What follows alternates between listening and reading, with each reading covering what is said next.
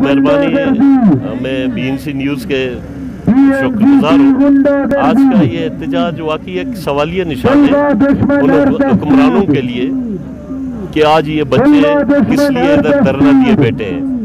بلکہ گزشتہ 2 مہینوں سے پریس کلب کے سامنے یہ احتجاج کر رہے تھے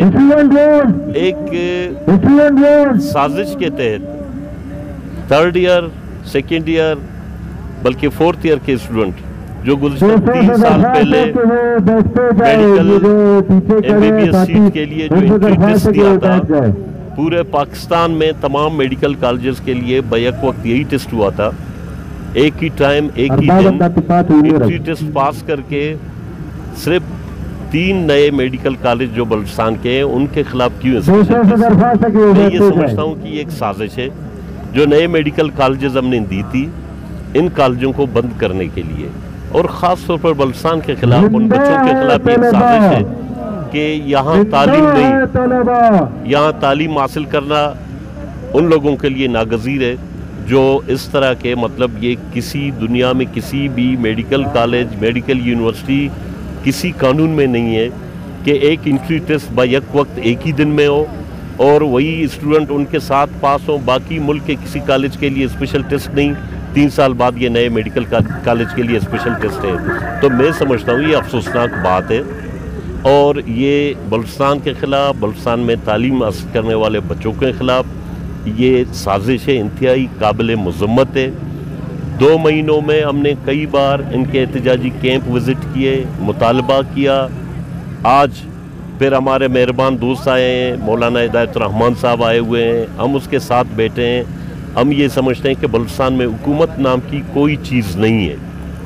یہاں صرف تنخواہ حاصل کرنے والے بھرتی شدہ لوگ ہیں، جو کہ ایک افسوسناک بات یہی ہے کہ یہ بچے کس لیے روڈ پہ دھرنا دیے ہوئے ہیں۔ بلوچستان مقتل گاہ بنا ہوا ہے، بلوچ سرزمین بلوچستان سرزمین خون آلود ہو چکا ہے،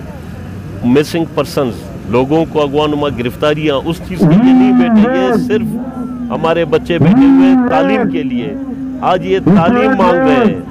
یہ اپنی زندگی برباد ہونے سے بچانے کے لیے روڈ پہ بیٹھے ہوئے ہیں۔ لیکن افسوسناک بات یہی ہے کسی کو یہ گوارا نہیں ہوتا ہے کہ اس کی ذمہ داری کیا ہے، ریاست ماں بہن کا کردار ادا کرتا ہے، ریاست کی ذمہ داری کیا ہے، ریاست کے نام پہ جو لوٹ گسوٹ جاری ہے، تو یہ سارے لوٹ گسوٹ والا گروپ کمبل میں ابھی سردی میں اپنے گھروں سے نہیں نکل رہے ہیں۔ تو اسی لیے آج کا یہ احتجاج ہے، نیشنل پارٹی ان کے ساتھ ہے، BSO پنجار ان کے ساتھ ہے، باقی سیاسی دوستوں کے ساتھ جو بلوچستان میں حقوق کی بات کرتے ہیں، پرامن سیاسی جدوجہد کے تھرو ہم اس احتجاج کو آگے لے جائیں گے۔ بلکہ میں یہ گزارش کرتا ہوں کہ آنریبل ہائی کورٹ بلوچستان اس پہ اس نے ایکشن لیا ہے،